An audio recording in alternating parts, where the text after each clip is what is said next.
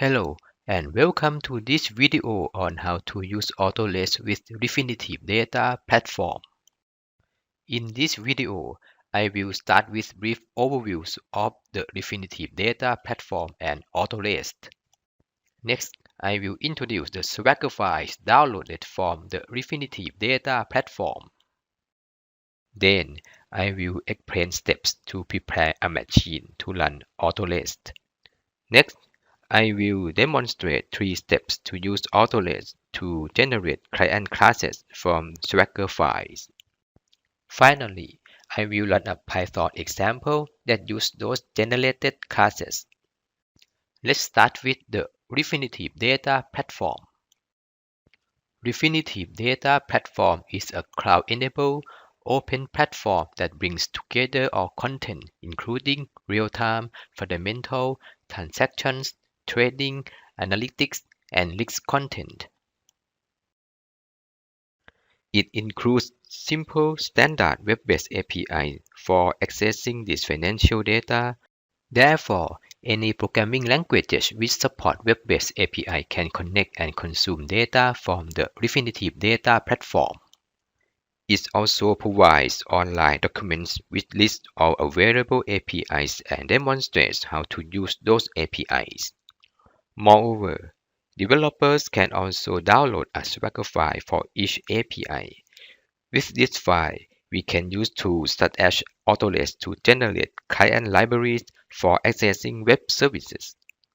In addition, developers can join the developer community to download examples and documentation or get technical and functionality support. Autorest is an open API specification code generator. It is an open source tool generating client libraries for accessing RESTful web services. It can generate libraries for many programming languages, including C#, Node.js, Python, Java, Ruby, Go, PHP, and TypeScript. Autorest is a Node.js console application, so it can be installed by the Node Package Manager command. After installing, it can be used to generate libraries from the Swagger files downloaded from the Refinitiv Data Platform website. Autorest supports Swagger files in both JSON and YAML formats, and the Refinitiv Data Platform can provide Swagger files in JSON format. However, if we use these JSON files with Autorest, it may show the operation ID is required for our operations error. The operation ID is a unique string used to identify the operation. Autorest uses the operation ID field to determine the method name for a given API, but the Swagger files from the Refinitiv Data Platform service may not have these fields. The operation ID can be manually added to the JSON Swagger file under the operation object. In this example, the operation ID of the get operation of the authorized path is getAuthorized. Instead of manually adding the operation ID field, we have implemented a simple Node.js script available on GitHub to verify and add the operation ID fields to the JSON Swagger file. Later in this video, we will show how to download JSON Swagger files from the Refinitiv Data Platform website and clone the Node.js script from GitHub. Next, we will prepare a machine to use Autorest to generate client libraries from the Refinitiv Data Platform services. Autorest is a Node.js application, so first the Node.js must be installed on the machine. Currently, the recommended version is 10.15.x or higher. Then we install Autorest. Next, we install Git and clone the Node.js script used to verify the Refinitiv Data Platform Swagger files. Finally, we install the required libraries for that script. In this demo, I will demonstrate how to install Autorest on Ubuntu Linux. Autorest requires the Node.js version 10.15 or higher. Ubuntu 18.04 contains the Node.js version 8.10 in its default repositories. To get more recent version of Node.js, we need to add the personal package archive maintained by Node source. From the home directory, use curl command to retrieve the installation script for 10.x version. Then run the script under sudo. The personal package archive will be added to the machine's configuration, and the local package cache will be updated automatically. After running the setup script from Node source, the Node.js version 10 can be installed via the apt install command.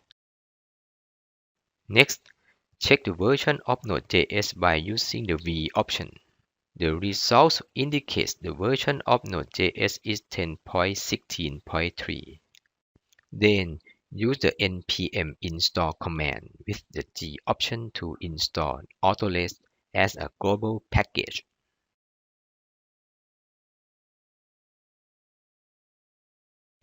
Git has been installed on the machine, so I use the git clone command to clone the Node.js script used to verify the Refinitiv Data Platform Swagger files. Then, change the directory to the location of the script and run the npm install command to install the required libraries for the script.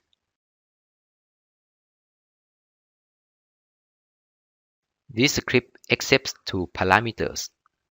The input parameter is for the JSON Swagger file downloaded from the Refinitiv Data Platform website. The output parameter is the new JSON Swagger file created by the script, and this file will be used with Autorest.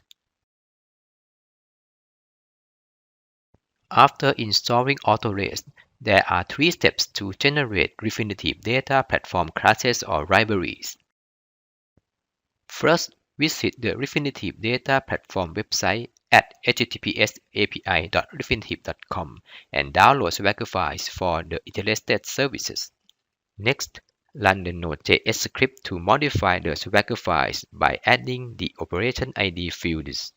The final step is running Autorest with the modified Swagger file to generate the client library for the specific programming language. You can define the namespace and package name for the generated client library. The Add Credential option is used to add a credential parameter to the class constructor. In Refinitiv Data Platform, the credential contains an asset token retrieved from the authorization service. To use the classes generated by Autorest, dependency libraries are required.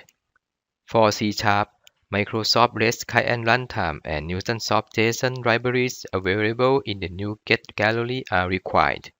For Python, the Autorest Swagger Generator Client Runtime libraries is required. For different programming languages, please refer to the Autorest website. In this demo, I will demonstrate three steps to generate Refinitiv Data Platform client libraries with Autorest. First, run the web browser to visit the Refinitiv Data Platform website at https://api.refinitiv.com. This website lists all APIs available in the Refinitiv Data Platform. Next, search for the authorized service, which is used to get an access token for the user credential. Verify the version of the service and select the Swagger tab. Then, click on the Download button to download a JSON Swagger file for this service. Then, search for the historical pricing service used to retrieve intraday and intraday time series historical pricing data. Next, select the service, check the version, and download the JSON Swagger file from the Swagger tab. Now, we have two JSON Swagger files. The first one is for authentication and another one is for retrieving historical data. These files will be used in the next step.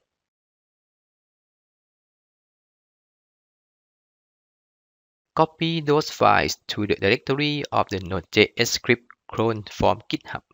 Run the script with those files to verify and add the operation ID fields required by Autorest.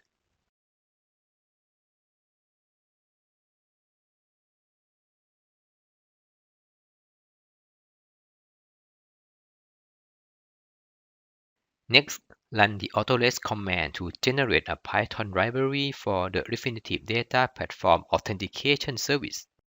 The generated library is created in the Python directory with refinitiv.rdp.auth as a namespace and package name.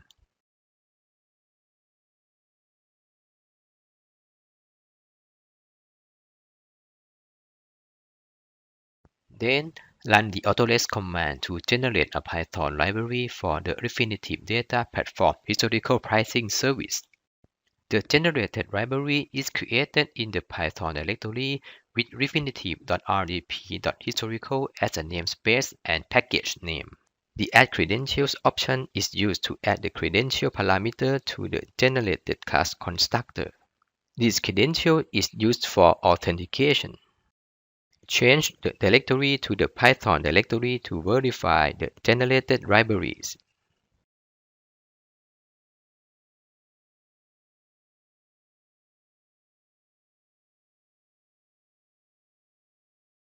This Python code demonstrates how to use the generated libraries to get an access token and retrieve historical data from the Refinitiv Data Platform.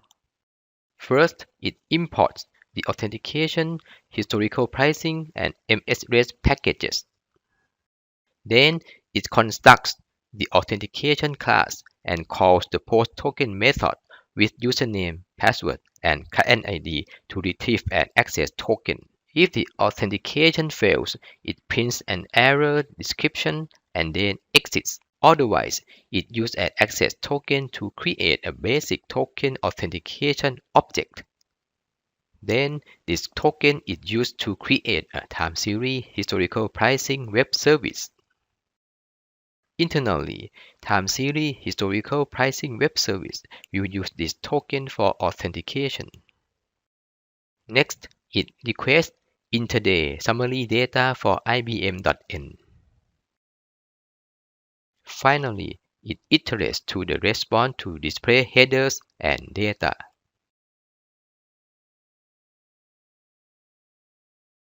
Next, I will run this example code. To run the example, the pip command is used to install MSRES library, which is the Python dependency libraries for Autorest. Then, run the Python example. If the credential is valid, the intraday historical data of IBM.N retrieved from the Refinitiv Data Platform historical pricing service will be displayed. In summary, Autorest is an open API specification code generator which can be used to generate client libraries from Swagger files. It supports many programming languages, including C#, Node.js, Python, Java, Ruby, Go, PHP, and TypeScript. Autorest can also be used with the Refinitiv Data Platform. There are 3 steps to generate Refinitiv Data Platform libraries from Autorest. First, download Swagger files from the Refinitiv Data Platform website. Next, run the Node.js script to modify the Swagger files by adding the operation ID fields. Finally, run Autorest with the modified Swagger files to generate the client libraries for the specific programming language.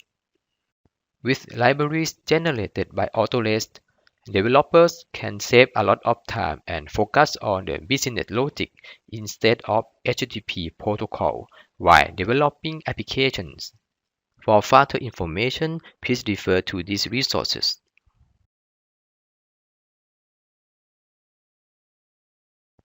You can also visit the developer community website for more information regarding Refinitiv's APIs or post any questions on the public forum. Thank you for watching.